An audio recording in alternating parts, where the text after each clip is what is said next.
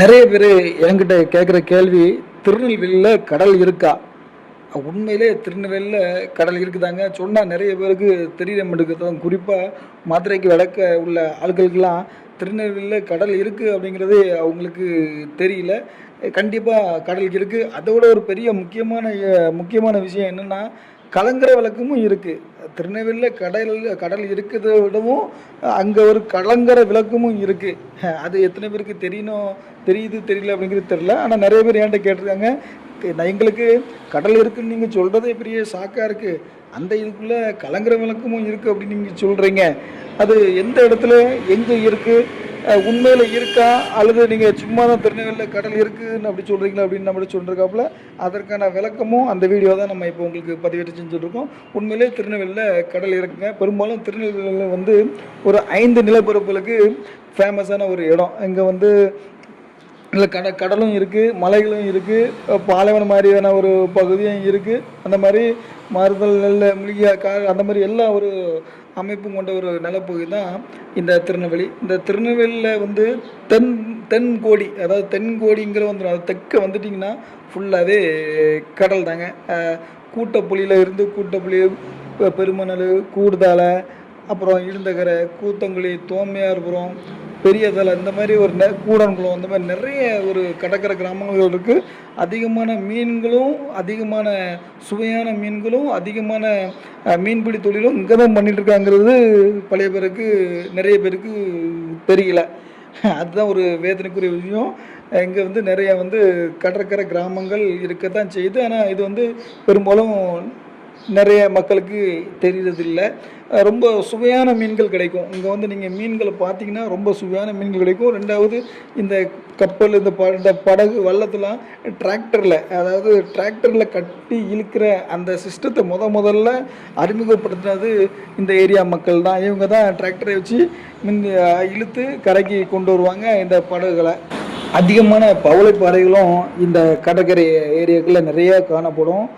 மிக ஆபத்தான கடல் பகுதி. ஏன்னா ரொம்ப ஆபத்தான கடல் பகுதி. ஏன்னா எல்லா விதமான ஒரு நீர் அமைப்பையும் கொண்டுள்ளது இந்த கடல் பகுதி. எப்படின்னா, கடல் அமைதியாகவும் இருக்கும், கடலில் உள்ள பாறைகள் வந்து பயங்கர கரடமோடாகவும் இருக்கும். அதே மாதிரி பள்ளத்தாக்குகள், அந்த கடலில் சுருள்கள், ஆழி அப்படிம்பாங்க. ஒரு குறிப்பிட்ட இடத்துல பக்கத்துலேயே ஆழியும் இருக்கும், அதுக்கு பக்கத்துலேயே கடல் அமைதியாகவும் இருக்கும். ரொம்ப அருமையான அதிக டேஸ்ட் உள்ள மீன்கள் இங்கே தான் கிடைக்கும். இந்த மருத்துவம் குணம் மிகுந்த கடல் மூரைகள் அப்படின்னு சொல்லுவாங்க. மூலத்துக்கு, அப்புறம் குடல் புண்களுக்கு, அப்புறம் வந்து ஆன்ம சக்திக்கு, அந்த மாதிரி விஷயங்களுக்கு ரொம்ப பயன்படுற அந்த மருத்துவ குணம் மிகுந்த கடல் மூரைகள் அதிகமாக காணப்படுற பகுதி இந்த பகுதி தான். ஏன்னா இங்கே பவளப்பாறைகள் இருக்கிறதுனால அந்த பவளப்பாறைகளை சாப்பிட்டு வாழ்கிற அந்த உயிரினும் இங்கே அதிகமாக காணப்படும் அப்படிங்கிறது கூடுதல் செய்தி. ரெண்டாவது, விலை மீன்கள். இந்த கடற்கரையில் உள்ள மீன்களில் விலை மீன் தான். இங்கே உள்ள விலை மீன்னா வெளி இடங்களில் ரொம்ப விரும்பி சாப்பிடுவாங்களாம். இந்த கடற்கரை ஏரியாக்கள் உள்ள கிராமங்களில் பிடிக்கிற விலை மீன்கள் வந்து வழக்கத்துக்கு மாறாக, விலை மீனாலே ஏற்கனவே டேஸ்ட்டாக இருக்கும். இந்த விலை மீன்கள் வந்து வழக்கத்துக்கு மாறாக ஒரு வித்தியாசமான டேஸ்ட்டாக இருக்கிறது நம்பப்படுறாங்க. பெரும்பாலும் கேரளாவில் இந்த மீன்களுக்கு பயங்கர டிமாண்டு அப்படின்ட்டு சொன்ன கேரள வியாபாரிகள் நிறைய பேர் வந்து போட்டி போட்டு வந்து வாங்குவாங்க.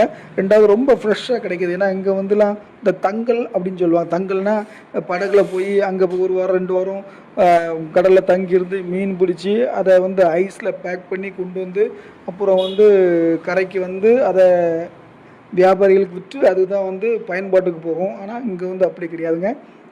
இங்கே வந்து டெய்லி பேசஸ். அதாவது காலைல கரெக்டாக ஒரு 4 மணிக்கெலாம் போயிடுவாங்க. அதே மாதிரி பகலில் ஒரு 9 மணிலேருந்து 12 மணிக்கெலாம் எல்லோரும் கரை திரும்பிடுவாங்க. அதாவது அன்னைக்கு பிடிக்கிற மீன்கள் அன்னைக்கே அவங்க கரையில் வந்து டைரெக்டாக சேல் பண்ணி அது வந்து நம்மளை மாதிரி வாங்கி சாப்பிட்ற ஆட்களுக்கு கிடைக்கிறதுனால இதோட டேஸ்ட் வந்து தனித்துவமாக இருக்கும். இந்த ஊரில் தோமையார்புரம் அப்படி 2-3 வந்து ஊர்கள் இருக்குது.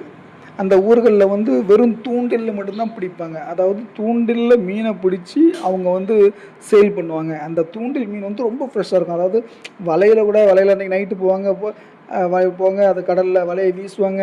அதில் வந்து மாட்டின மீன், ஸ்டார்டிங்கில் உள்ள மீன் அதில் அப்படியே மாட்டி இறந்து கொஞ்சம் நாளாகுனா நேரம் ஆகலாம். அதனால் கொஞ்சம் அதோட மீனோட அந்த அந்த இது மாறலாம். அந்த அந்த உடல் வந்து உழுவுறதுக்கான வாய்ப்புகள் நிறைய இருக்கும். ஆனால் வந்து தூண்டில் மீன் வந்து அப்படி கிடையாது. தூண்டில் மீன் வந்து தூண்டில் பிடிச்சி வெளியே கொண்டு வந்து மீன்களுக்கு எந்த ஒரு பாதிப்பும் இல்லாமல் அவங்க வந்து வைப்பாங்க. அது அப்படியே அந்த ஃப்ரெஷ்னஸ் மாறாமல் அப்படியே காலையிலே கரையில் கொண்டு வந்துடுவாங்க. அதனால் அப்படிப்பட்ட கிராமங்களும் தொழில் செய்கிற கிராமங்களும் இந்த திருநெல்வேலி கடலில் ஒட்டி சார்ந்த இடங்களில் தோமையார்புரம் அந்த மாதிரி பஞ்சல் அந்த மாதிரி இடங்களில் வந்து தூண்டில் பிடிக்கிற மீன்கள் வந்து ரொம்ப ஃபேமஸ்ஸு. அதனால் திருநெல்வேலியில் கடல் இருக்காங்கிற கேட்குறவங்களுக்கு இதுதான் சரியான விடையாக இருக்க முடியும். 2வது கலங்கரை விளக்கம். கலங்கரை விளக்கம் இருக்கா அப்படின்னு கேட்டிருக்காங்க. ஆமாம், ரீசெண்டாக ஒரு 5 வருஷத்துக்கு முன்னாப்பில் இந்த திருநெல்வேலி கடலில் கலங்கரை விளக்கத்தை நிறுவியிருக்காங்க.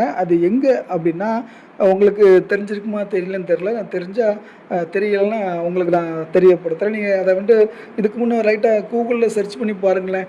இந்த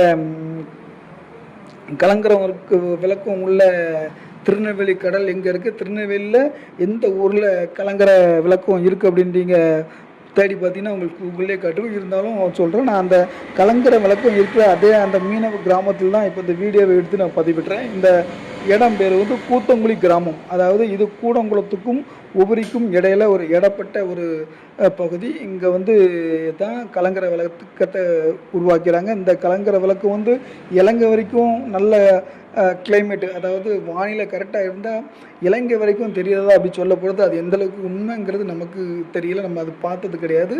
அந்த மாதிரி கலங்கரை விளக்கம் தமிழ்நாட்டில், அதுவும் திருநெல்வேலியில் இந்த இடத்துல இருக்குது.